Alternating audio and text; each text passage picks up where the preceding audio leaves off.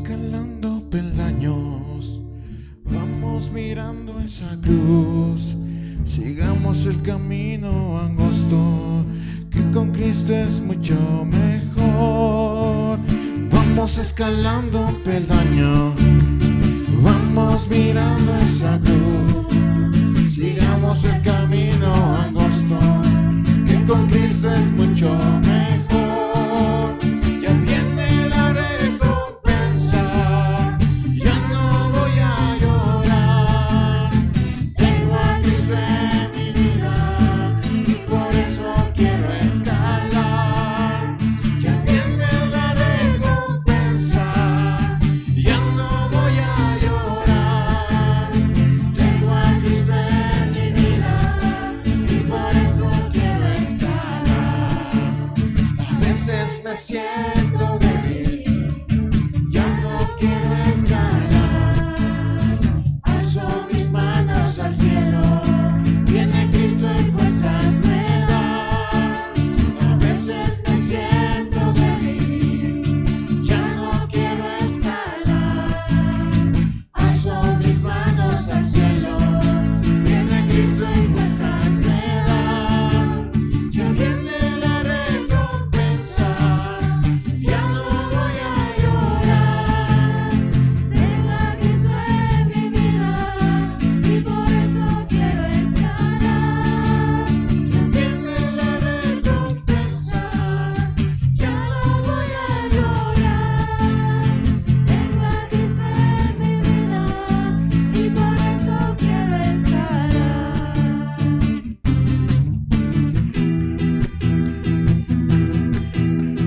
grande es el Señor, creador del universo. Canta y alaba al Rey que viene pronto.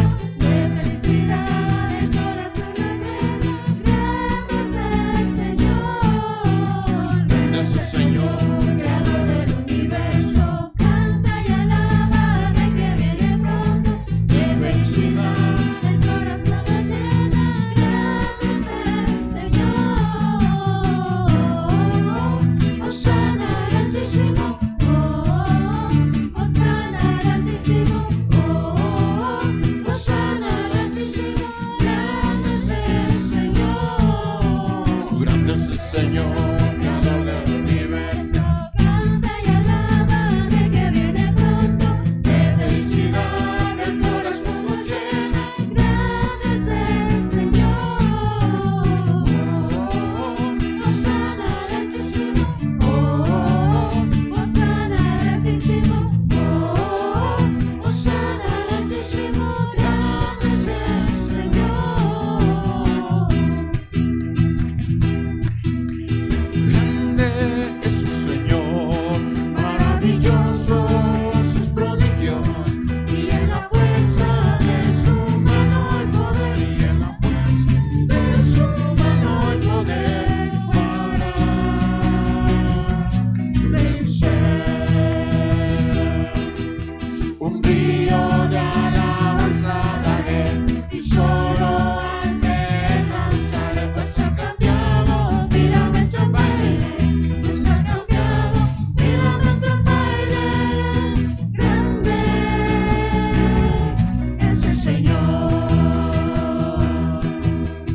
grande es su Señor, Maravillosos sus prodigios, y en la fuerza de su mano el poder, y en la fuerza de su mano el poder para vencer.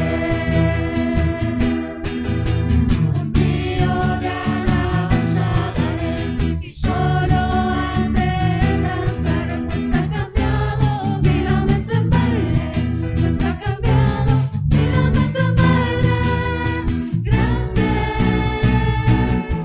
es el Señor. cuando el pueblo alaba a Dios suceden cosas maravillosas. Cuando el pueblo alaba a Dios suceden cosas maravillosas. Hay sanidad, Liberación, se siente la presencia de Dios. Hay sanidad, liberación, se siente la presencia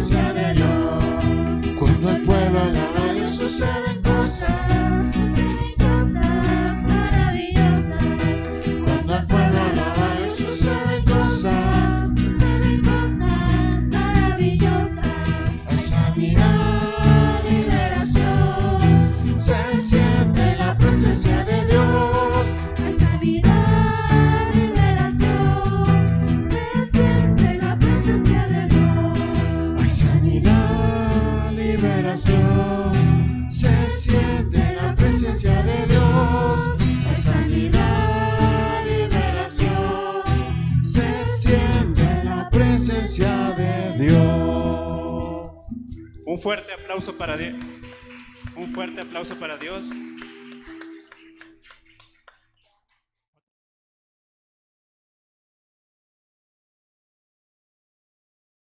Abramos nuestra palabra.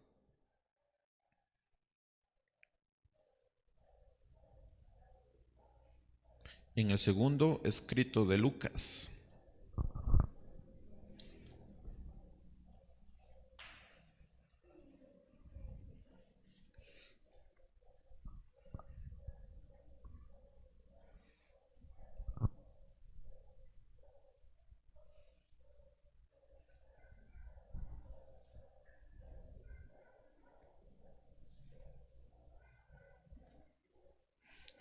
Todavía no hemos pasado del primer capítulo, hermanos, y estamos, pero con un montón de cosas.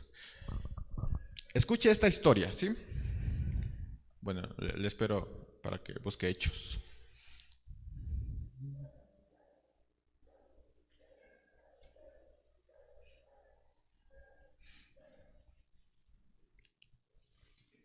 Si por si acaso usted necesita una Biblia con esas cositas de ayuda para encontrar más, allá atrás tenemos otras Biblias.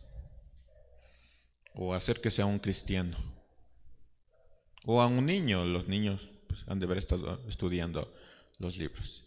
Escucha esta historia. Un día el dueño y director de la empresa tuvo que salir de viaje. Él no pudo decirles todo lo que quería decirles a sus empleados. Así que en medio del viaje, en medio del avión, él empezó a escribir una carta muy, muy extendida y detallada de todo lo que deberían hacer los empleados, a quién deberían contratar, a quién deberían llamar, los proyectos que deberían ser completados, que él no pudo hacerlo en ese tiempo, pero necesitaban ser completados. En fin, les escribió con detalle, con mucho detalle, todo lo que deberían hacer en su ausencia. Cuando él regresó a su empresa se dio cuenta de algo que andaba mal. Él regresó meses después y se dio cuenta de algo que andaba mal. Nadie le ayudó a estacionar el carro, el auto. Era el director, el dueño de la empresa, y nadie estaba ahí para ayudarle a estacionar el auto. La recepcionista, cuando él entra a la empresa, la recepcionista estaba hablando por teléfono con un familiar o un amigo. Él no sabía si era familiar o amigo, pero la recepcionista estaba muy contenta, hablando así, despapallándose en el teléfono, mientras todos los otros teléfonos sonaban. Y ni siquiera se dio cuenta cuando el director llegó, pero tampoco se dio cuenta cuando el director pasó al lado de ella. Así que algo estaba mal. Mientras se dirigía a su oficina, mientras subía por el ascensor, vio que todos estaban vestidos informalmente, se estaban riendo, conversando, hasta habían conseguido unas mesas de billar y otras mesas de ping-pong, y habían puesto alrededor de sus oficinas para pasar el tiempo. Así que les encontró jugando, divirtiéndose, riéndose y conversando de la vida, y vestidos informalmente, ¿sí?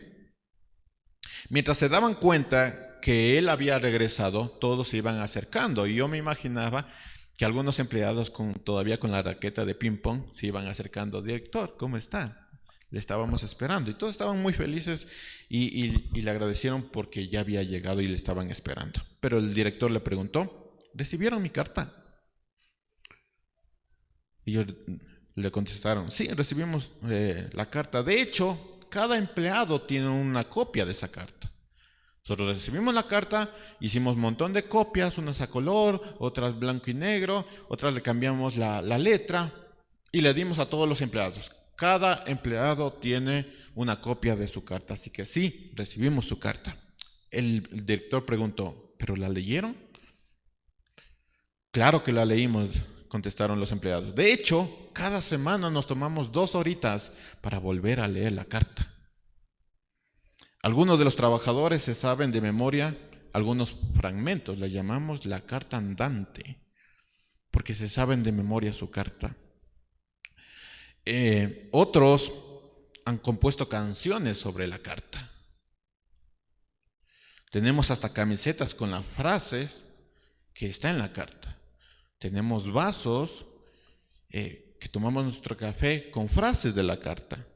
Hemos colocado fragmentos de esa carta en nuestras casas. Claro que leímos la carta. Qué carta tan maravillosa. Mis felicitaciones, mi querido director. Y preguntó al director, ¿pero entendieron la carta? Y ellos contestaron, sí, señor. La verdad es que hay algunos asuntos ahí medios oscuros que no hemos entendido mucho, pero sí, podemos decir que sí entendimos la carta. Y el director les preguntó, ¿pero hicieron lo que les mandé? ¿O no, señor? La verdad es que nos reunimos de vez en cuando para crear proyectos, estrategias creativas para hacerlo, también para leerlo y también para planificar el cómo vamos a hacer lo que usted nos ha mandado. Pero no hemos hecho lo que usted nos ha mandado. Un pastor dijo esto: la diferencia entre la iglesia moderna y la iglesia de los hechos es que la iglesia de hoy tiene muchas estrategias, muchos proyectos, pero la iglesia de los hechos solo tenía una sola estrategia y un solo proyecto. ¿Qué nos enseña esta historia? Y es que leer la carta no es suficiente. Saber que existe una carta no es suficiente. Memorizarse de la carta no es suficiente. Aún si entiendes lo que dice la carta, no es suficiente. Hechos es un libro en donde encontramos a cristianos que se comportaban de acuerdo a lo que ellos creían. Eso es Hechos. Y si usted recuerda, ¿qué significa Hechos? Acción, pero no una acción sin sentido ni propósito. Una acción que tiene que ver con el comportamiento de acuerdo a sus creencias. Ahora que hemos escuchado esta historia, vamos a leer una porción de la carta. Hechos capítulo 1, versículo 6. Entonces los que estaban reunidos con él le preguntaron, Señor, ¿vas a devolverle a Israel el reino en este tiempo? Y él les respondió, no les toca a ustedes saber el tiempo ni el momento que son del dominio del Padre, pero cuando venga sobre ustedes el Espíritu Santo recibirán poder. Y serán mis testigos en Jerusalén, en Judea, en Samaria y hasta lo último de la tierra. Después de haber dicho esto, ellos lo vieron elevarse y ser recibido por una nube que lo ocultó de sus ojos. Mientras miraban al cielo y veían como él se alejaba, dos varones vestidos de blanco se pusieron junto a ellos y les dijeron, varones galileos, ¿por qué están mirando al cielo? Este mismo Jesús que ustedes han visto irse al cielo vendrá de la misma manera que lo vieron desaparecer. Ahora, vamos a ver este día 3 puntos que podemos encontrar en el pasaje. Y quiero empezar con aclarando una palabra que supongo que algunas versiones de sus Biblias la tienen, y esa es la ascensión. No sé si en el título que ustedes tienen ahí, tienen la palabra ascensión. ¿La tienen? Esa, todos tenemos Biblias cristianas, por lo menos eso ya ganamos puntos. La ascensión. Ahora, hermanos, ¿qué significa ascensión? La palabra eso, ascensión. Ascender, muy bien. Elevarse. Ascensión, dice el diccionario, indica la acción de ascender o de subir a un lugar más alto. Por otra parte, la palabra ascensión también se emplea para señalar la elevación de una dignidad suprema. Por ejemplo, la ascensión al trono. Ahora, ¿por qué no nos referimos a este evento cuando Jesús subió? Simplemente con ese verbo subir al cielo. ¿Por qué no nos referimos con solo ese verbo subir? Porque la palabra ascender no solo está hablando de subir, sino también de colocarse en el trono. Entonces, cuando decimos que Jesús ascendió, estamos diciendo que no solo está subiendo, sino que se está colocando en el trono. Por eso no hay otra palabra que podemos resumir todo esto que ascensión. El Señor ascendió al trono. No solo subió, ascendió al trono. Ahora, ¿dónde y cuándo esto sucedió? Esto de la ascensión. Vamos a ver primero el cuándo. Hay datos, hermanos, aquí estamos para aprender, y hay datos bastante interesantes que tal vez nosotros hemos hemos pasado por alto, ¿sí? ¿Cuándo sucedió esto de la ascensión? Nosotros habíamos hablado que 40 días Jesús estuvo con los discípulos hablándole del reino de Dios. Ahora, esto del reino de Dios me parece sumamente importante porque después lo vamos a ver. Y él topa esto. Y básicamente el Señor les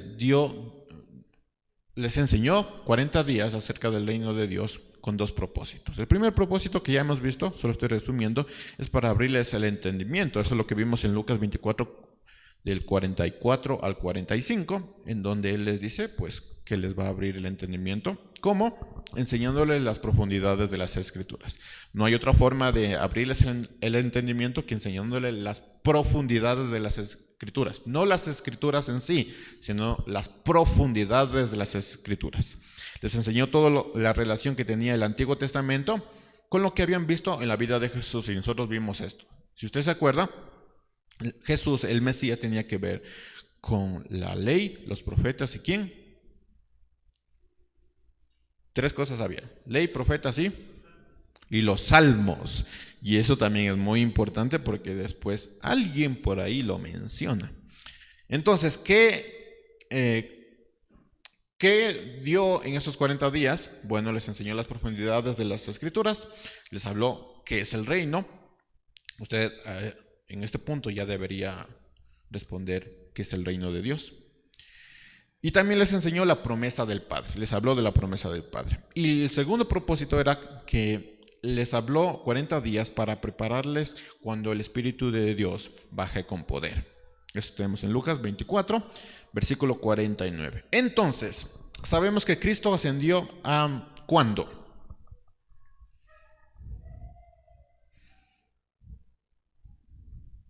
¿Cuándo ascendió Jesús?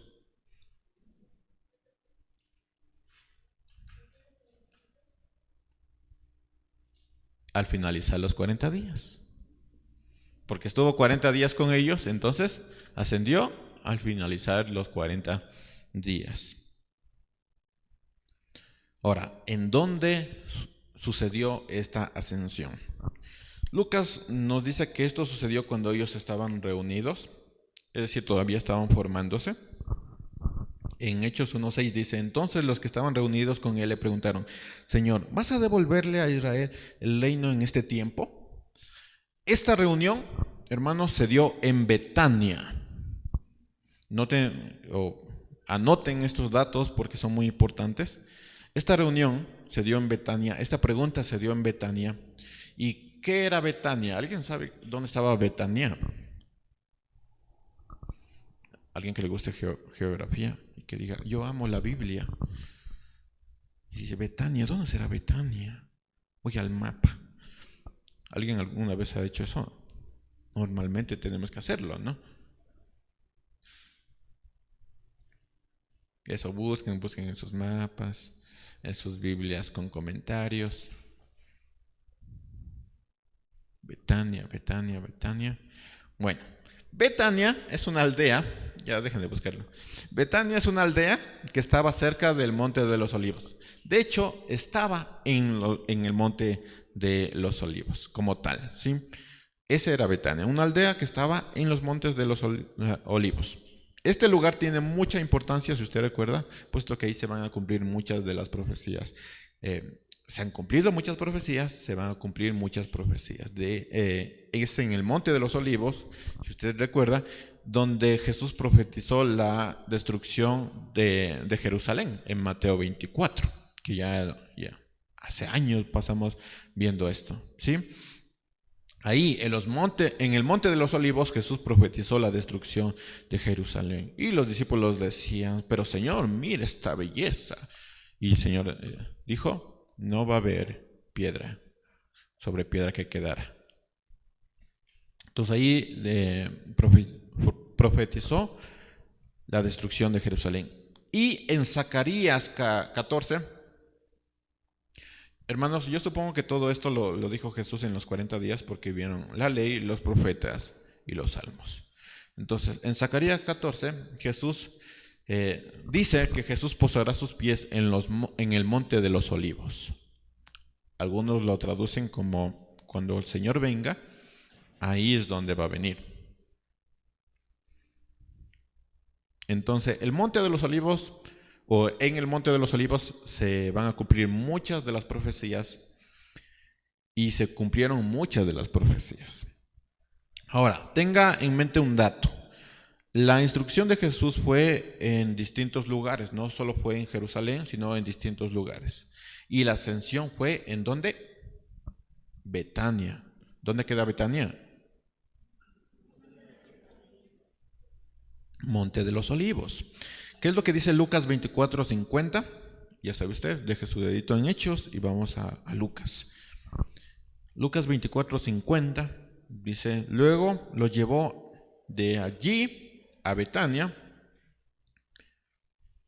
Trabajo para ustedes, ¿dónde estaban antes? Y usted puede ya ver los lugares donde ellos fueron instruidos. Lucas 24:50 dice: luego los llevó de ahí a Betania y levantando sus manos los bendijo. Pero sucedió que mientras los bendecía se apartó de ellos y fue elevado a las alturas del cielo. Ellos lo adoraron y después volvieron felices a Jerusalén. Y siempre estaban en el templo alabando y bendiciendo a Dios. Amén. Porque es lo que nosotros hacemos, ¿no es cierto? Siempre estamos en el templo, adorando. Bueno, esto también lo menciona Hechos, en Hechos 1:12. Perdón que vamos a estar ocupando varios textos, pero todos están conectados. Hechos 1:12 dice: entonces los apóstoles volvieron a Jerusalén desde el monte del Olivar, que dista de Jerusalén poco más de 1 kilómetro. En otras versiones dice en un día de camino. ¿Sí? Entonces ya sabemos dónde sucedió la ascensión de Jesús y cuándo sucedió la ascensión de Jesús. ¿Cuándo? ¿Cuándo, mis hermanos? ¿Cuándo sucedió la ascensión de Jesús? Al finalizar los 40 días de instrucción. ¿Dónde sucedió? ¿Dónde es Betania? ¿Y qué significa el monte de los olivos? Donde se cumplieron y se cumplirán las profecías. Ah, miren qué belleza. Hemos aprendido algunas cosas. Ahora, eso nos lleva al segundo punto: el reino, el tiempo y los acontecimientos. Ahora aquí vamos a ver algo muy, muy interesante. Y yo espero, mis hermanos, que me pongan mucha atención, porque vamos a ver cosas muy profundas y que es importante que usted lo conozca, porque se está diciendo algo muy importante aquí y que tal vez nosotros hemos pasado por alto. Déjeme regresar un poquito al texto de Hechos, capítulo 1, versículo 6. Hay una pregunta que los discípulos le hacen a Jesús antes de que Él ascendiera, y me voy a enfocar en esa pregunta la mayoría del tiempo del sermón. Versículo 6, Hechos 1. Entonces los que estaban reunidos con él le preguntaron: Señor, ¿vas a devolverle a Israel el reino en este tiempo?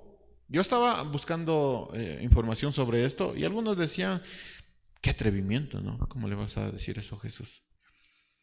O sea, ¿qué estabas pensando al preguntarle eso? Por algún sentido, ¿no? Miren, mis hermanos, esta pregunta nos habla de lo ansioso que ellos estaban de que el reino de Cristo ya se estableciera. Entonces, ellos habían escuchado en estos 40 días y sumemos los 3 años de instrucción sobre el reino de Dios. Entonces ellos decían: ¡ay, qué maravilloso es este reino! Entonces, Señor, ¿puede ser ya? ¿Qué te parece? Es maravilloso este reino. ¿Puede ser ya? ¿Ya? O sea, ellos estaban ansiosos de que el reino de Cristo ya se estableciera inmediatamente. En su aparente corto entendimiento del significado del reino, y digo aparente porque lo voy a mencionar después, en su aparente corto entendimiento del que significaba el reino, ellos no estaban errados en tomar la palabra reino literalmente. Ahora, si usted está notando, hay 2 cosas que usted va a notar aquí. Y es que la palabra reino tiene 2 interpretaciones y esas interpretaciones están correctas. ¿Saben cuál es el problema? En que nosotros no entendemos que hay dos interpretaciones y que esas dos interpretaciones son distintas, pero están correctas. Y cuando caemos en ese error, cometemos muchos errores. Entonces, si usted recuerda, ¿qué es el reino? ¿Alguien me puede resumir qué es el reino? Ya habíamos hablado de eso. ¿Qué es el reino? A ver.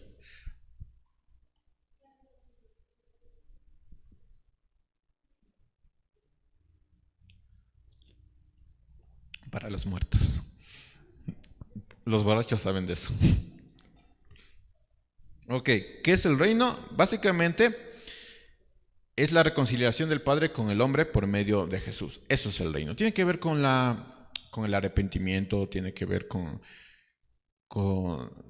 nuestra relación con Cristo. Pero nadie puede acercarse a Cristo sin arrepentimiento. Así que el reino es la reconciliación del Padre con el hombre por medio de Jesús. Y ese reino es el que tenemos que expresar. Miren, el Padre quiere reconciliarse contigo. Arrepiéntete y ten una relación con Él. Ese es el reino que tenemos que hablar. Ese es el reino que tenemos que vivir. Y de ese reino somos testigos nosotros, porque todos los que estamos aquí, por lo menos espero que todos los que estemos aquí, nos hemos arrepentido. Y tenemos una relación con el Padre. Y de ese reino nosotros somos testigos. Y de ese reino nosotros tenemos que hablar. Imagínense un cristiano hablando del reino de Dios, del arrepentimiento, y viviendo desordenadamente. Ya había hablado de esto, pero es interesante que a veces los cristianos, de manera, no sé, en su forma de pensar, no, nos hablan de cómo criar a los hijos, de cómo tener un matrimonio bueno, pero en sí mismo ellos no están teniendo ni un matrimonio bueno, ni saben ni cómo criar a los hijos. Entonces, de ese reino de reconciliación y de la relación con el Padre, es de que nosotros tenemos que hablar. De ese reino somos testigos. Entonces, este es el reino. Básicamente se traduce así. Este es el reino, ¿sí? Y esto sucederá por medio del Espíritu Santo. ¿Por qué? Porque es el Espíritu que nos convence del pecado.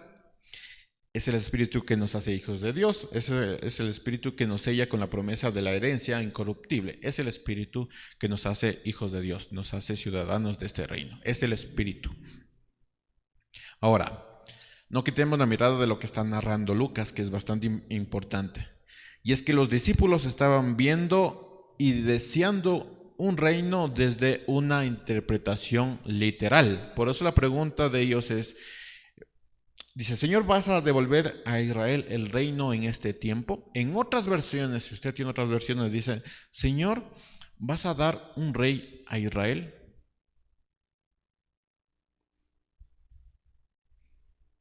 Y él respondió, no les toca, versículo 7, no les toca a ustedes saber ni el tiempo ni el momento que son del dominio del Padre. Entonces, ellos están tomando al reino o están interpretando el reino desde qué perspectiva. Desde lo literal, de lo que significa un reino. Y recuerden que a veces nosotros también interpretamos eso de reino como literal. Yo había preguntado antes de hablar del reino a algunas personas sobre qué es el reino y ellos decían el gobierno de Dios.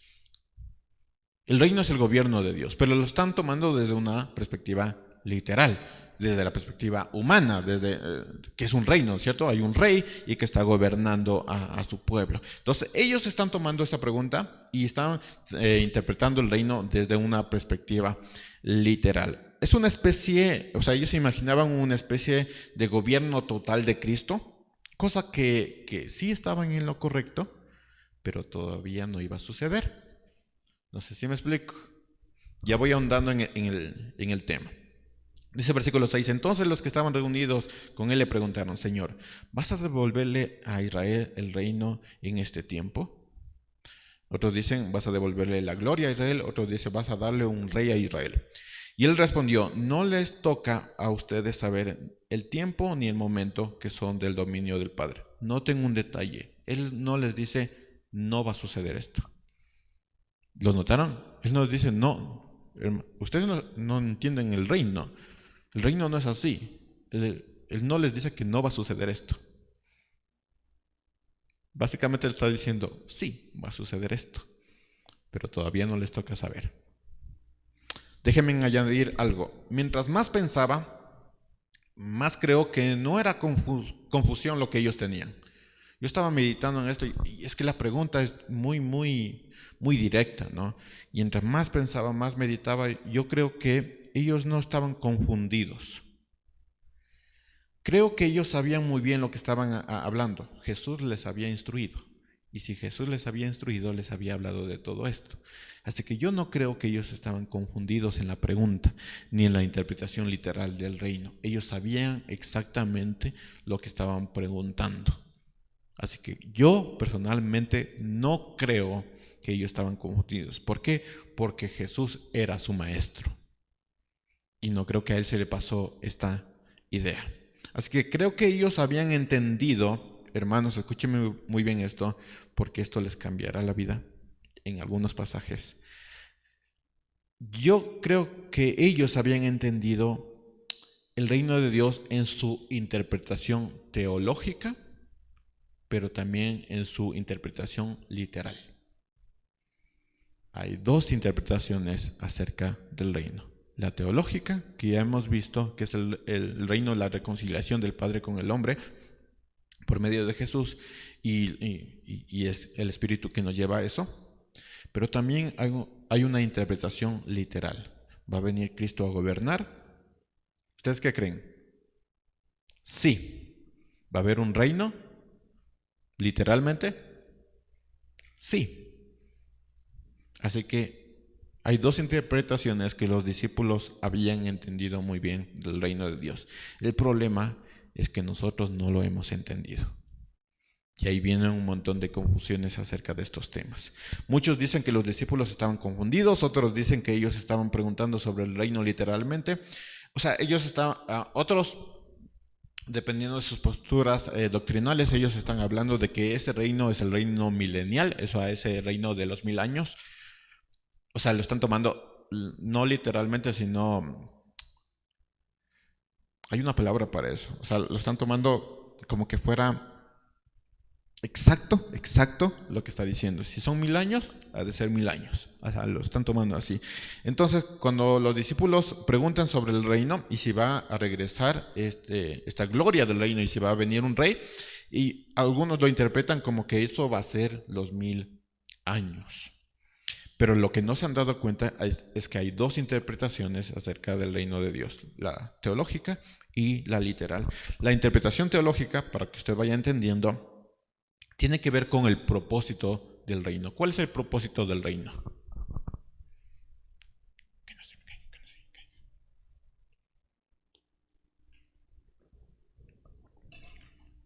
La reconciliación.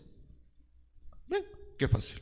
Ese es el propósito del reino. ¿Para qué Dios habló del reino? ¿Para qué? Para hablarnos de la reconciliación. ¿Qué decía Juan el Bautista? Arrepiéntase, que el reino se ha acercado. Entonces, reconciliación. Ese es el propósito. Esa es la interpretación teológica. Pero la interpretación literal tiene que ver con el cumplimiento de toda la Escritura. Cuando todo se haya cumplido, Cristo vendrá a reinar. Literalmente. De ahí dice, todas las naciones lo verán y toda rodilla se arrodillará. Aunque el que dijo, yo no creo en Cristo, yo no creo que exista Dios, yo creo que esto del cristianismo es una mentira, bueno, hasta él va a ser forzado a arrodillarse. Va a haber un reino literal. Hechos capítulo 6, capítulo 1, versículo 6. Entonces los que estaban reunidos con él le preguntaron, Señor, ¿vas a devolverle a Israel el reino en este tiempo? Y él les preguntó, no les toca a ustedes saber el tiempo ni el momento que son del dominio del Padre. Entonces, mis hermanos, si Jerusalén iba a regresar a su esplendor, sí, Jerusalén va a regresar a su esplendor, lo que nosotros tenemos en la palabra como la Nueva Jerusalén. Entonces sí, Jerusalén va a volver a tener su esplendor. Pero el cuándo sucederá esto, solo el Padre lo sabe. Es lo que dice Jesús. Otra traducción que me encantó, en la traducción del lenguaje actual, dice, versículo 6, cierto día en que estaban reunidos los apóstoles, le preguntaron a Jesús: Señor, ¿no crees que este es un buen momento para que le des a los israelitas su propio rey? Jesús le respondió: solo Dios decide cuándo llevar a cabo lo que piensa hacer. Entonces, sí había un reino literal, sí hay un reino literal. No sé si me estoy haciendo entender. ¿Me estoy haciendo entender? ¿Tienen alguna pregunta? Después. Esto parece una pregunta y una respuesta así nomás, como ellos preguntaron, Jesús le responde y hasta ahí se acabó. Pero la verdad es que esta respuesta también es un regaño. No sé si lo han visto así. Es como si alguien pregunta, no sé si ustedes han viajado con niños y los niños dicen: ya llegamos, ya llegamos, ya llegamos, ya llegamos. Y usted le responde con: todavía no.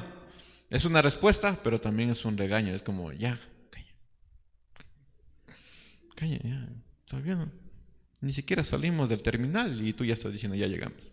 Es una respuesta, pero también es un regaño. La respuesta de Jesús también es un regaño que muchas veces nosotros pasamos desapercibido por muchos asuntos, y yo diría más asuntos carnales que otra cosa. De hecho, y aquí vamos profundizando en ese tema, de hecho, la carta de los tesalonicenses, o en la carta de los tesalonicenses, Pablo regaña a los creyentes. ¿Usted sabe qué hay en Tesalonicenses acerca de la venida de Cristo? ¿Alguien sabe?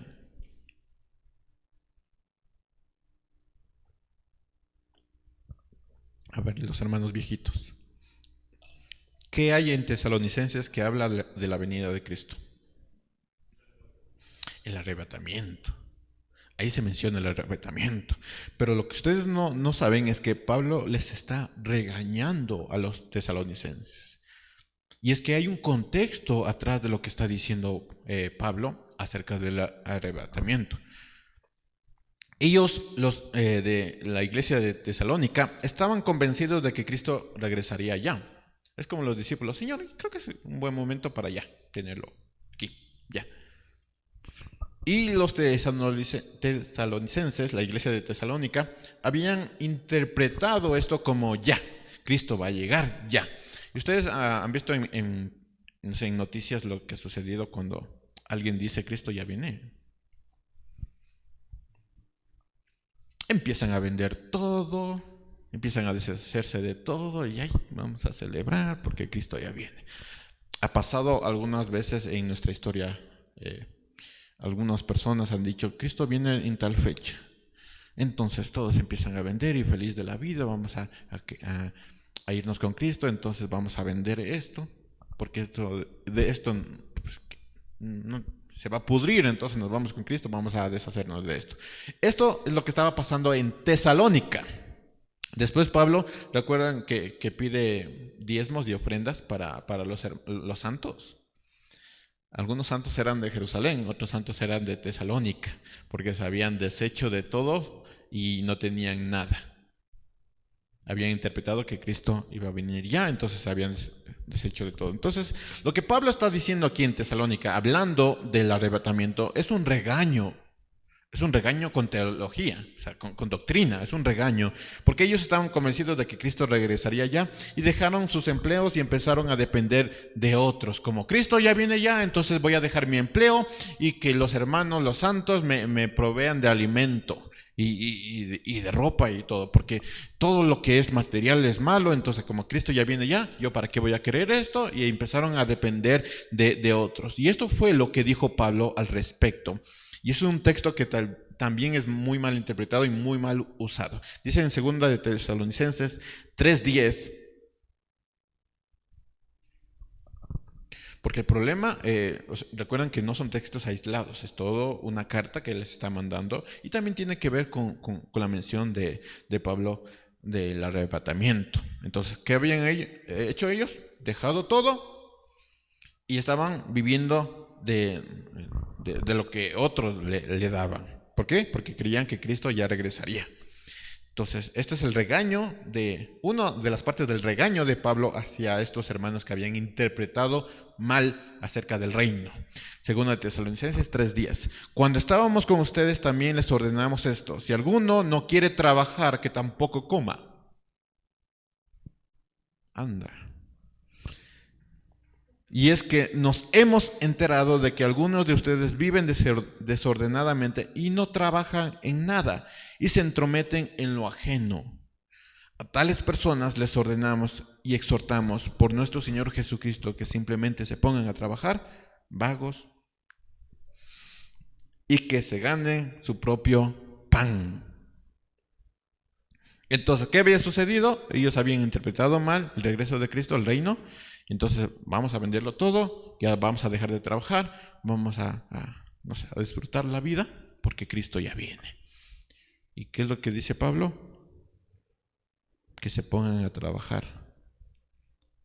Si ustedes no trabajan, que no coman, porque esa era la idea. Y después les habla acerca de lo que iba a pasar acerca del arrebatamiento. Entonces, hay un contexto en las palabras de Jesús que tiene que ver con la interpretación correcta del reino de Dios. ¿Cristo viene? Sí.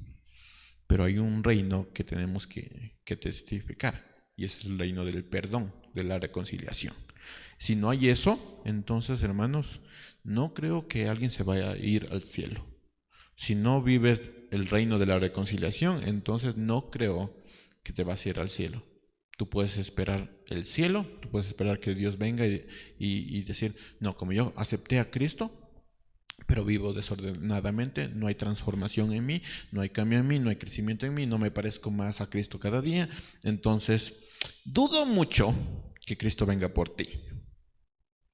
¿Por qué? Porque Cristo viene por una iglesia santa y sin mancha. La pregunta es si tú ya tienes una vida santa y sin mancha. Así que dudo mucho que simplemente por decir yo creo en Cristo y me sé algunos fragmentos de la carta y llevo en mi camiseta algunos fragmentos de esa carta, unas frases, y tomo un vasito con café con esos fragmentos de la carta, yo puedo decir Cristo viene por mí. ¿Me están entendiendo? ¿Me estoy explicando? Entonces, eso había pasado con los de Tesalonicenses. Ellos tenían una vida desordenada y habían dejado todo. ¿Por qué? Porque Cristo viene. Pero ellos dijeron, Pablo les dice, no, si alguno quiere comer, que trabaje. ¿Sí? Que trabaje. Entonces, siempre debemos recordar algo, mis hermanos. Hay cosas que son asuntos del Padre. Y ya. ¿Es difícil entender eso? Hay cosas que son asuntos del Padre. Y listo. Nuestro deber como hijos es permanecer en obediencia y haciendo lo que Él nos mandó. De hecho, la única mención de lo que debemos hacer mientras sucede todo esto no es averiguar cuándo y cómo va a suceder esto, sino que el Señor les encuentre haciendo lo que les mandó hacer. Ese es el trabajo de nosotros, hacer lo que el Señor nos mandó hacer. La pregunta es si tú estás haciendo lo que el Señor te mandó hacer. Si no te encuentras haciendo esto, hermanos, tu creencia no va a tener ningún sentido cuando Él venga por una iglesia santa y sin mancha. Entonces, ¿cuál es el problema? Nuestra humanidad siempre va a querer descubrir, así, vamos a descubrir cuándo va a suceder esto, cómo va a suceder esto. Vamos a crear posturas, vamos a crear doctrinas, vamos a crear ideas sobre cómo va a suceder y cuándo va a suceder esto. Siempre es nuestra humanidad, no está en la Escritura. La Escritura nos dice, son asuntos del Padre y punto. Entonces nuestra humanidad siempre va a querer descubrir, saber, entender, interpretar, y estamos ahí interpretando. ¿Qué querrá decir esto? ¿Será el arrebatamiento? ¿Nos vamos a ir antes de la gran tribulación? ¿Qué es gran tribulación? Yo ya he pasado gran tribulación en mi matrimonio. ¿Será peor? ¿Será peor? ¿Qué será la gran tribulación? Y empiezas a interpretar y crear cosas cuando siempre tenías que decir, no, pues no me toca entender esto, ¿no? Es asunto del Padre. ¿Qué es lo que dice Hechos 1:7? Y Él les respondió, no les toca a ustedes saber ni el tiempo ni el momento que son del dominio del Padre. Tómate esa. O para otros, chúpate esa. ¿Cuándo será esto? ¿Cuándo es el tiempo? Vamos a dar una fecha. Es que tal volcán allá en España está erupcionando. Entonces ya vienen las catástrofes. Entonces Cristo ya viene.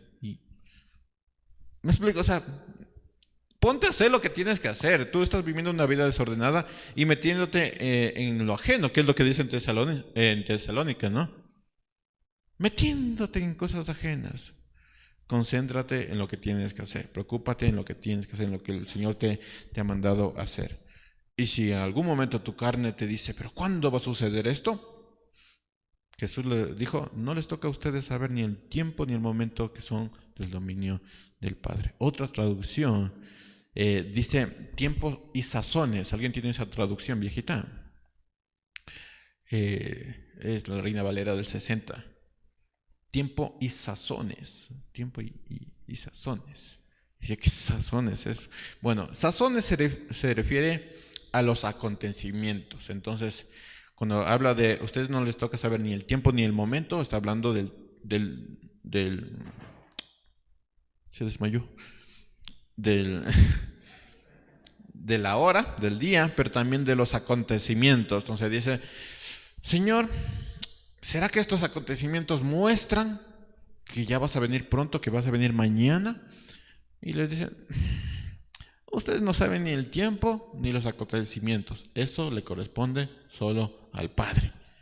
Ustedes deben entender que la tierra gime, que la tierra está en labor de parto, pero eso no significa que Cristo va a venir. Ya, aún así, ustedes ya deberían estar preparados para cuando Cristo venga. Porque uno no sabe. Entonces, ¿qué deberías estar haciendo tú? Haciendo lo que el Señor te mandó hacer. Lastimosamente, mis hermanos, muchos de los cristianos no saben para qué Dios les pone en el lugar que les puso, ni en el lugar que les dejó. Entonces se pasan la vida buscando el propósito. ¿Será este mi propósito? ¿Será aquel mi propósito? Tengo que hacer esto. Aquí me siento bien.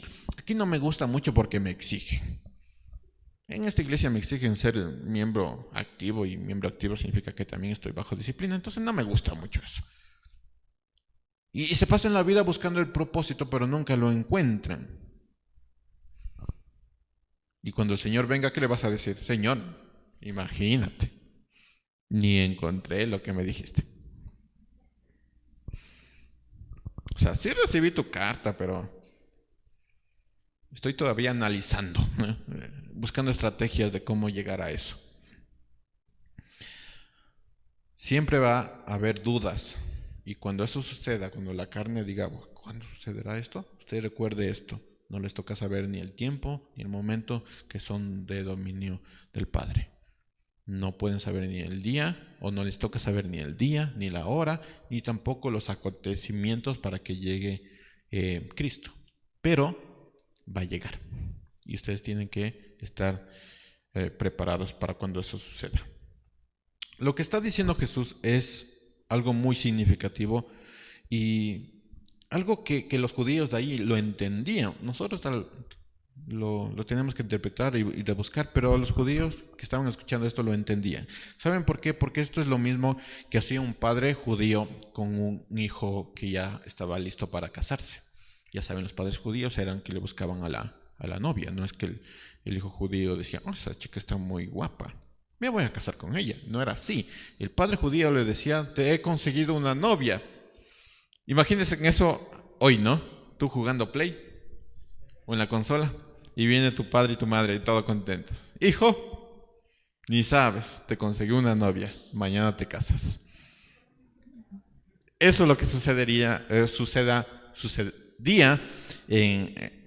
con los judíos, ¿no? Entonces lo que está diciendo Jesús es que es lo mismo que un padre judío le decía a un hijo cuando ya llegaba el tiempo de la boda. El padre es quien le dice al hijo, ya es momento de que vayas por tu novia. Es el padre. No es el hijo que dice, ya estoy listo, sino es el padre que dice, hijo, ya es el tiempo de que vayas por tu novia. ¿Quién era el hijo? Cristo. ¿Quién era el padre? Dios Padre. Entonces Él está diciendo, a ustedes no les toca saber porque esos son pues asuntos y dominios del Padre. Entonces cuando el Padre me diga, hijo, ve por tu novia, yo voy a ir por la novia.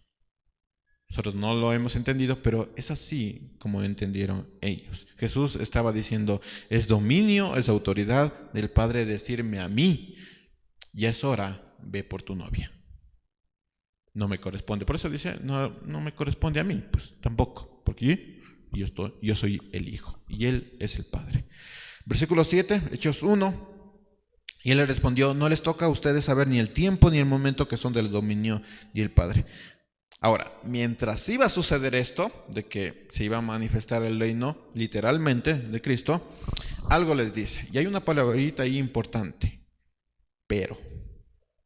Versículo 8. Pero cuando venga sobre ustedes el Espíritu Santo recibirán poder y serán mis testigos en Jerusalén, en Judea, en Samaria y hasta el último de la tierra. ¿Qué está diciendo Jesús? A ustedes no les corresponde saber cuando diga el Padre que se va a cumplir el reino, ni cuando Jerusalén va a tener su rey, que al final va a ser Cristo, ¿no? Pero sí les corresponde saber que van a recibir poder para ser mis testigos. No les corresponde hacer esto ni saber esto, pero sí les corresponde saber esto y hacer esto. No sé si me estoy explicando. En 2 versículos hay un montón de cosas que podemos hablar. Y eso nos lleva al tercer punto, testimonio. Ese es el trabajo, hermanos. Testimonio. ¿Usted se imagina a un cristiano hablándole al mundo y teniendo una vida desordenada? Testimonio. ¿Por qué creen que el mundo no nos quiere mucho? Por el testimonio equivocado que tenemos. Errado completamente.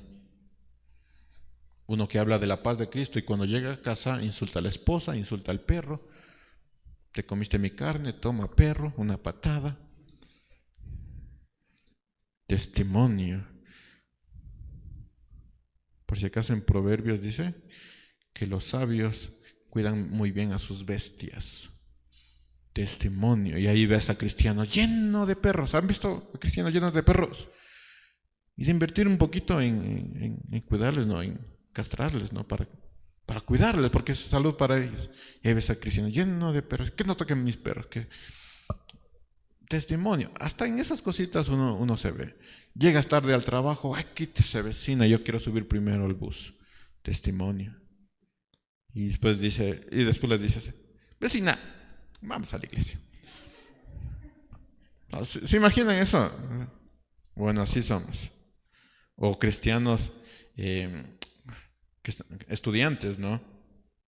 Que no estudiaron para un examen y ahí están diciéndoles, Señor, yo sé que el Espíritu que va a venir sobre mí me va a hacer recordar lo que he estudiado. No estudiaste nada. Entonces, ayúdame, Señor, ilumíname. Cero, hermanos. Malas notas, testimonio. Y ahí dice, no, es que el Espíritu no ha venido sobre mí, estaba ocupado. Testimonio, hermanos. Ese es nuestro trabajo. Al fin y al cabo, ese es nuestro trabajo. Versículo 8, Hechos 1. Pero cuando venga sobre ustedes el Espíritu Santo, recibirán poder y serán mis testigos en Jerusalén, en Judea, en Samaria y hasta el último de la tierra. No les tengo un mapa, les iba a tener un mapa, pero justamente se me fue la internet y yo dije, ya no pude bajarme el mapa. Pero quiero que en su casa vean lo que esto significa. Jerusalén, Judea, Samaria y hasta el último de la tierra. Yo les voy a dar una idea, pero con un mapa uno puede entender mejor esto. Para tener en mente siempre, ¿qué clase de poder es el que trae el Espíritu Santo? Ya habíamos hablado de esto, pero les repito. ¿Qué clase de poder es el que trae el Espíritu Santo? ¿Es el poder para hablar en lenguas? ¿Para volar? ¿Para hacer caer oro del cielo? ¿Han visto eso? Ha pasado en algunas iglesias. Que es un truco, ¿no? Es un truco. De hecho, pasó en una iglesia muy conocida en nuestro país. Muy, muy conocida. Que se hablaba de doctrina, sana doctrina, y que tales pastores pues ya no están ahí. Bueno, les comento el truco, ahí, el chismecito santo. Solo se pone polvo o brillantina de oro en los ventiladores. Entonces cuando prenden el aire acondicionado, cae oro. Miren qué magia. Vamos a orar por la prosperidad y ahí está recibiendo el oro. Es un truco. Entonces, ¿qué clase de poder es el que trae el Espíritu Santo? Bueno, el poder de ser testigos de Jesucristo y su reino. Ese es el poder. Es el único poder que tenemos del Espíritu Santo. El poder de ser testigos de Jesucristo y su reino. El problema, mis hermanos, también es que muchos creen que no necesitan al Espíritu Santo. ¿Han visto eso? Que dicen, pues yo como que no necesito al Espíritu Santo. Aquí está, con mi mente lo puedo hacer todo. Soy tan brillante. Voy a tratar de interpretar lo que quiere decir el Señor. Entonces no necesito el Espíritu Santo. Entonces ese es el problema, ¿no? Que creen que no necesitan el Espíritu Santo porque son capaces de ser testigos sin Él. Y créanme, mis hermanos, que ahí se han cometido muchos errores. Cuando olvidamos que necesitamos el poder del Espíritu Santo para ser testigos es cuando empezamos a cometer errores. Y ahí estás tratando de interpretar lo que dice la palabra, pero no entiendes nada y le interpretas a tu gusto, porque es el Espíritu que te hace entender la palabra. Y necesitas el poder del Espíritu Santo. Ahora, recuerde esto, las cosas de Dios son santas, limpias y perfectas. No son para hacer de estas cosas un espectáculo. Entonces, tú dices, tenemos el Espíritu Santo y el Espíritu Santo se va a manifestar, entonces todos ustedes van a caerse desmayados. Y que sople el Espíritu Santo. Y ven a otros sacándose la chaqueta y toca mi chaqueta santa. Y cayéndose, y que no pases de esta línea porque te coge el tembleque, ¿no? Porque ahí está el Espíritu Santo. A eso llaman poder del Espíritu Santo. Pero aquí dice que el único poder que tiene el Espíritu Santo es de hacernos testigos de Jesucristo. Así que el poder que viene con el Espíritu Santo es para ser testigos de aquel que murió para que nosotros tengamos vida eterna. Ese es el poder. El poder que viene con el Espíritu Santo es para ser testigos de que el reino de Dios tiene que ver con el deseo de reconciliarnos con Él. El poder que viene del Espíritu Santo es para que seamos testimonios vivos de aquel Dios real y misericordioso, que tiene todo el poder, pero también su misericordia es para siempre. Ese es el poder que tenemos del Espíritu Santo. No es un espectáculo, no vamos a salir volando, usted de aquí no se va a desmayar, a menos que tenga hambre, y eso es otro asunto. Por favor, vaya y coma. Pero no es eso el Espíritu Santo, ni que te vas a ir al tercer cielo y que vas a ver visiones. Miren, hermanos, si Dios permite hacer eso, pero no tiene nada que ver con el poder del Espíritu Santo, tiene que ver con lo que Él quiso que experimentes. Pero es otro asunto y que no tiene que pasar a toda la iglesia. El único poder que tenemos aquí es de ser testigos. Ahora, déjenme darles un ejemplo de esto. El Espíritu Santo es como la electricidad para los artefactos electrónicos o eléctricos. Podemos tener los mejores artefactos. ¿Alguien tiene la mejor cocina? ¿Una buena cocina? ¿Cómo que no? ¿Alguien tiene una cocina?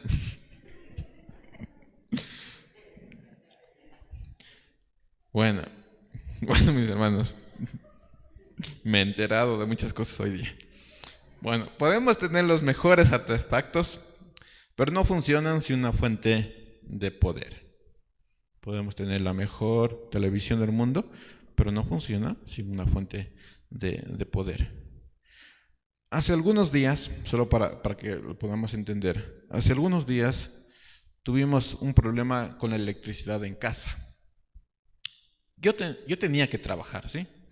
Y mis hermanos, yo ocupo la computadora para trabajar. Es mi herramienta de trabajo. Tenía que trabajar, pero no podía hacerlo. Me faltaba la electricidad.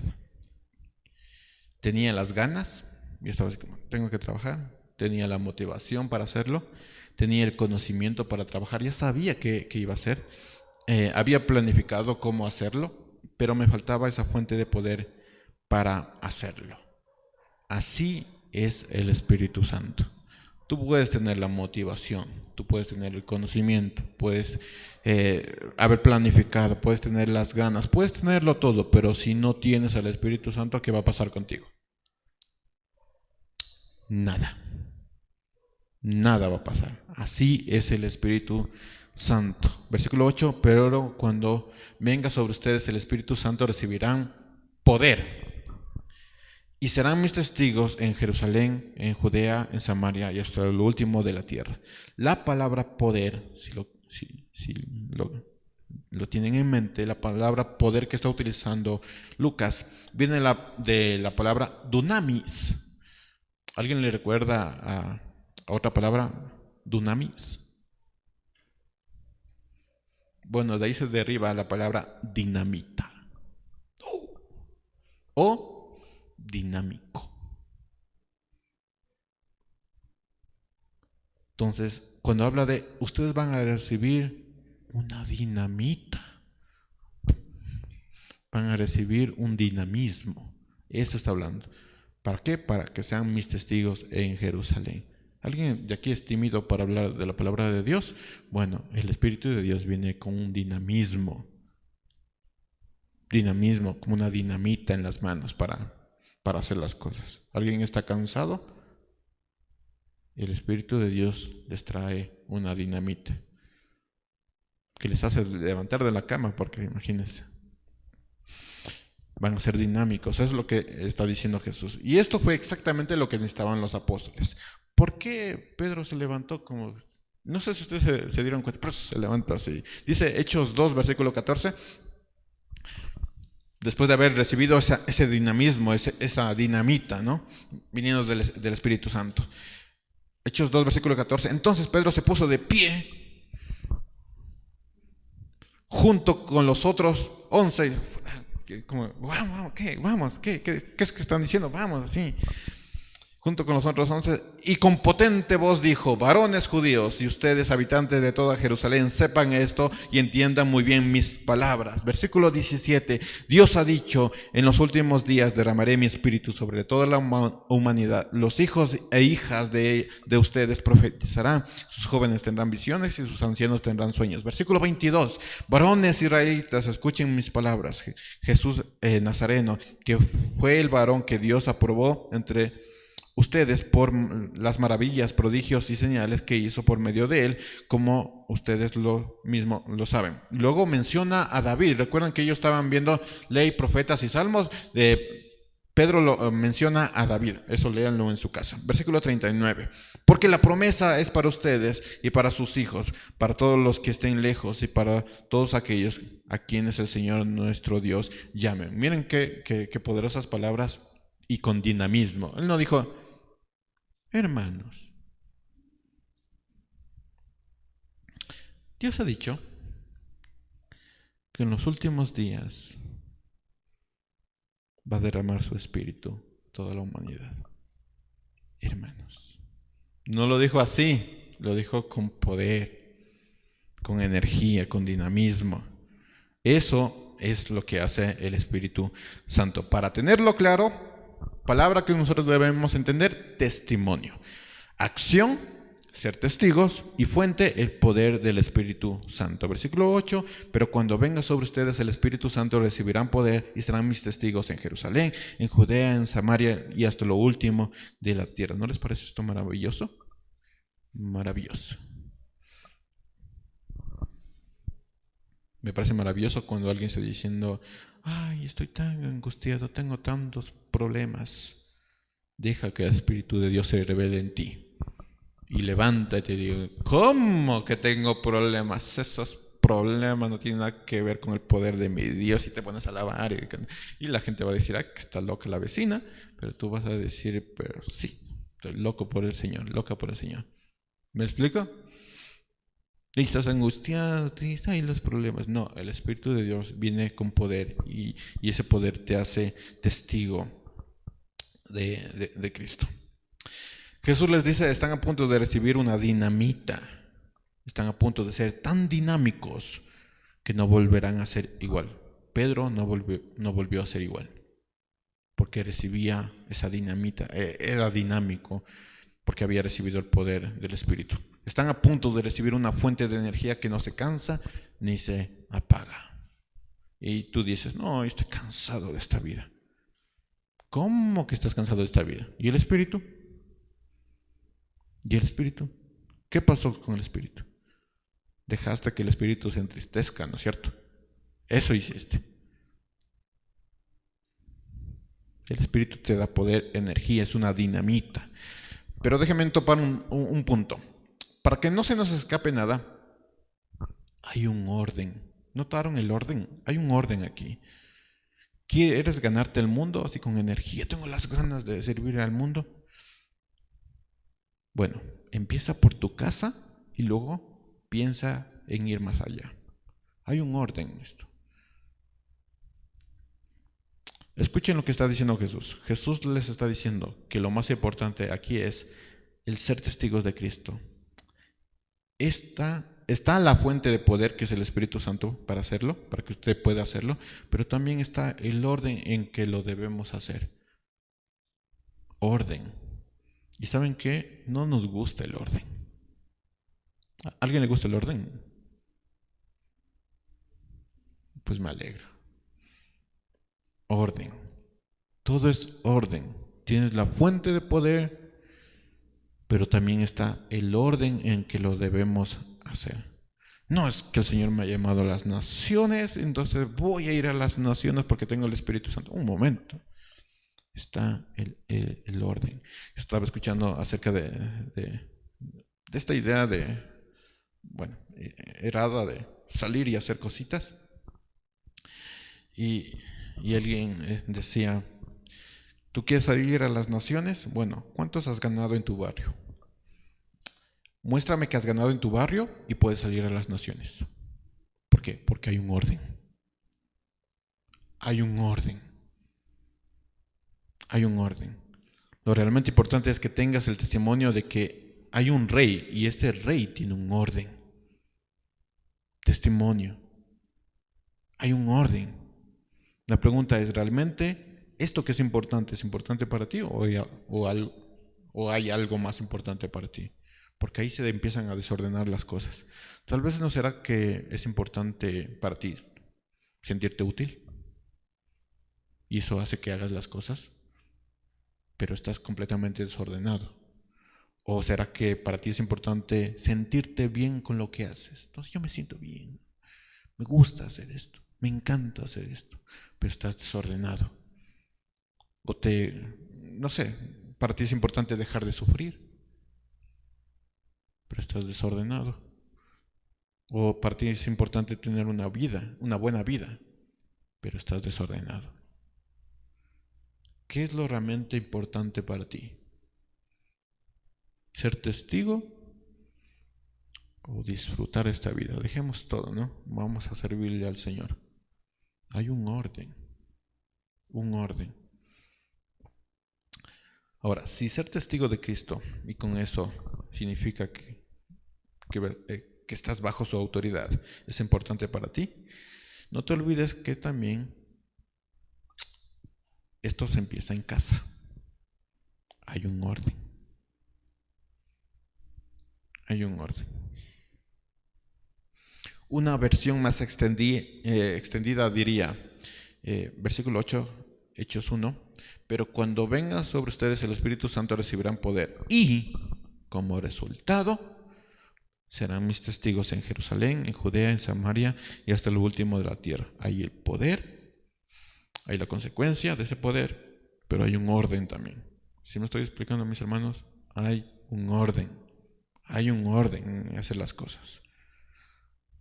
No todo eso, tengo la energía, el dinamismo, así que voy a hacer las cosas como yo quiero. ¿Por qué? Porque el Espíritu me va a decir lo que yo tengo que hacer. No, hay un orden.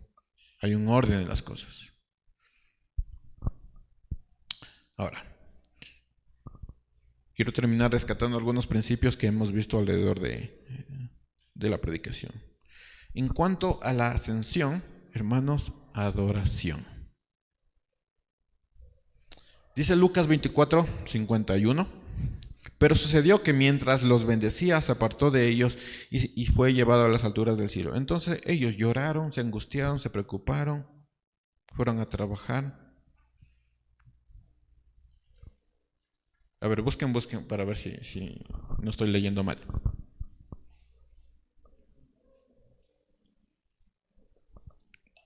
Dice, pero sucedió que mientras los bendecía, se apartó de ellos y se fue llevado a las alturas. Entonces ellos se pusieron a trabajar, buscaron agrandar su casa, buscaron tener un mejor estatus económico. Ellos lo adoraron, dice, y después volvieron muy felices a Jerusalén.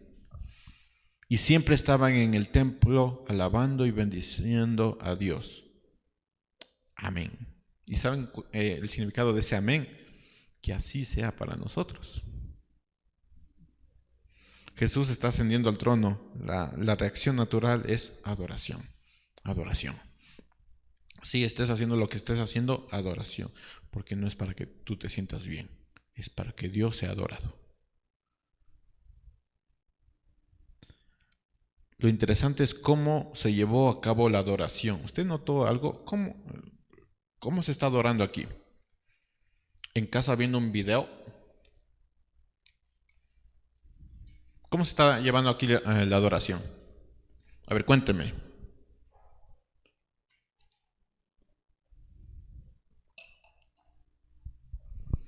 Bueno, yo veo juntos en el templo. Juntos en el templo. Y posteriormente, cuando se reunían en casa, también estaban juntos y en adoración.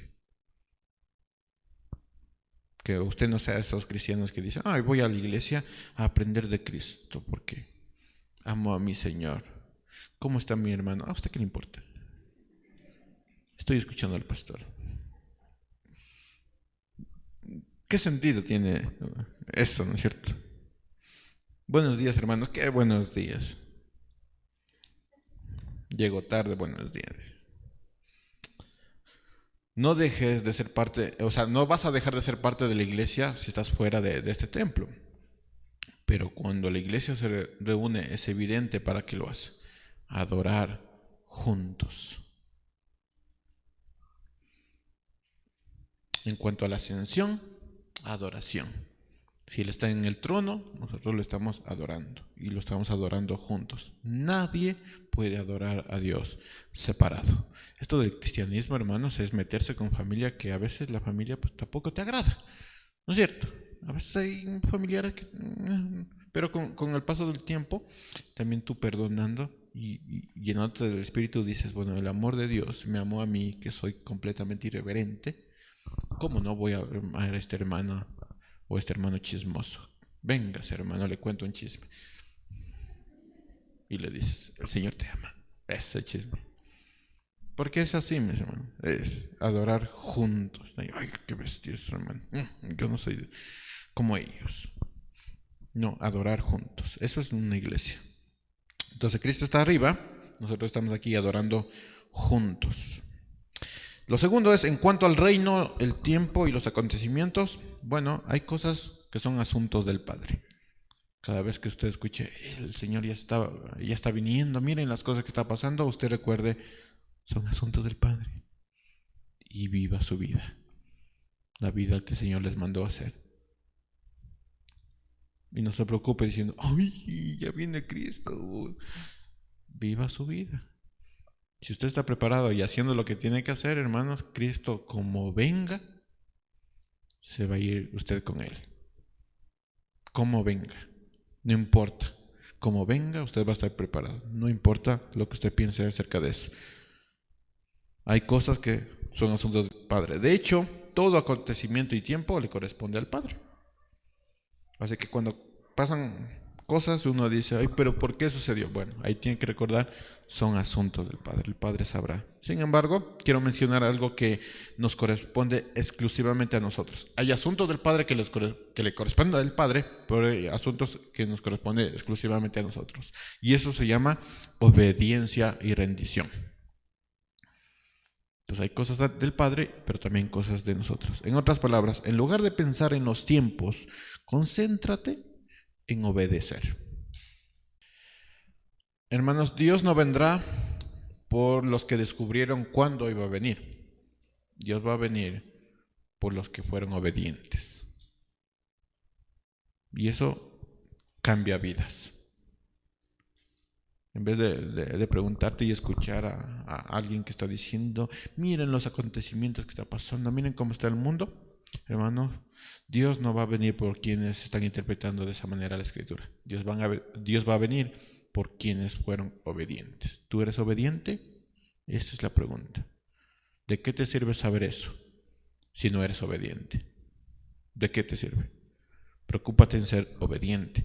Tercero, en cuanto al trabajo, testimonio. Ese es nuestro trabajo en esta tierra. ¿Se ha dado cuenta de algo? En un juicio, y eso es algo que lo está mencionando el texto, en un juicio, imagínense un juicio. En un juicio nosotros no tenemos el trabajo de abogado y jueces. No está diciendo van a recibir poder de ser jueces y abogado. Eso no dice, sino de ser testigos. Entonces, en un juicio nosotros no tenemos el trabajo de abogado ni de jueces, sino de testigos. ¿Cuál es el trabajo de un testigo? A ver, dígame. Decir lo que pasó. O sea, es el chismoso, hermanos. Ese es el trabajo del testigo, es el ser chismoso. Si bien el testimonio de nosotros debería ser confiable, porque si imagínense en un juicio, no sé, un juicio de alguien que ha robado y traen como testigo de ayuda a ese que ha robado a otro ladrón, pues como que dices como que tu testimonio no es muy fiable, ¿no? Aún así voy a recibir tu testimonio, pero como que no es fiable. ¿Por qué? Porque el testigo no tiene pues responsabilidad ya en el veredicto. Entonces, nuestro testimonio tiene que ser confiable. Alguien que está diciendo, el Señor me mandó a perdonar, pero yo no perdono. ¿Qué clase de testigo es eso? Se te permite, pero como que no eres confiable. Entonces, el trabajo del testigo es ser un testigo confiable. Y esto quiere decir que obedece la ley. Su trabajo no es de ser abogado y decir, la ley dice eso, no, simplemente contar lo que pasó. Su único trabajo es, el Señor hizo esto conmigo y así vivo desde ese entonces. Ese es el trabajo del testigo, nada más. Al final, solo el juez es el que dará veredicto. Pero algo está diciendo Jesús que tal vez nosotros no nos hemos dado cuenta, y es que Él se está poniendo como el criminal. Piensen en esto. El mundo ha juzgado a Cristo y a Dios. El mundo es el juez de Cristo y de Dios. Eso es lo que pasa en nuestro mundo. El mundo es el juez. Dios es el acusado. Cristo es el acusado. La iglesia, digamos así, es el abogado. Trata de mediar el tema. Pero cada uno de nosotros somos los testigos. Eso es lo que está pasando aquí. El mundo nos condenó a Cristo. Nosotros somos los testigos. Entonces, cuando el mundo dice esto del cristianismo no sirve, ¿quiénes son los testigos? Nosotros. Entonces el mundo ha juzgado a Dios y nosotros somos los testigos. Pero ¿qué clase de testigos? Eso ya depende de cada uno de ustedes. Versículo 8, Hechos 1, pero cuando venga sobre ustedes el Espíritu Santo recibirán poder y como resultado serán mis testigos en Jerusalén, en Judea, en Samaria y hasta el último de la tierra. Donde me han condenado, ahí van a ser mis testigos de que esto es real. Jesús le está diciendo que lo más importante aquí es ser testigos de Cristo. Está la fuente de poder para hacerlo, pero también está el orden en lo que debemos hacer. Recuerde esto, usted recibió la carta, leyó la carta, entendió la carta. Ahora vive lo que dice la carta, porque no es suficiente tenerla. ¿Cuál es su trabajo? Ser testigos de Jesús, empezando por tu casa. Si tú me dices, quiero hacer algo por las naciones, yo te voy a decir, ¿cómo está tu familia? ¿Cómo está tu familia? Y ahí sí, ve por las naciones. Si no, estás completamente desordenado y desordenada. No has entendido la Escritura. La recibiste, pero no la entendiste y aún así no la estás haciendo. Ahora la pregunta es, ¿puedes realmente hacerlo? Yo diría, claro que sí. Porque hemos recibido una dinamita, hemos recibido un dinamismo que nos cambió la vida. Hemos recibido una fuente de energía que no se cansa ni se apaga. Fuente de poder que quita la sed, fuente de poder que nos guía, fuente de poder que nos enseña, fuente de poder que nos recuerda quién es Cristo y fuente de poder que nos transforma. ¿Lo podemos hacer? Sí, porque el Espíritu de Dios está ahí. Y el Espíritu de Dios viene con poder, no viene solo. Amén. Amén. Vamos a orar.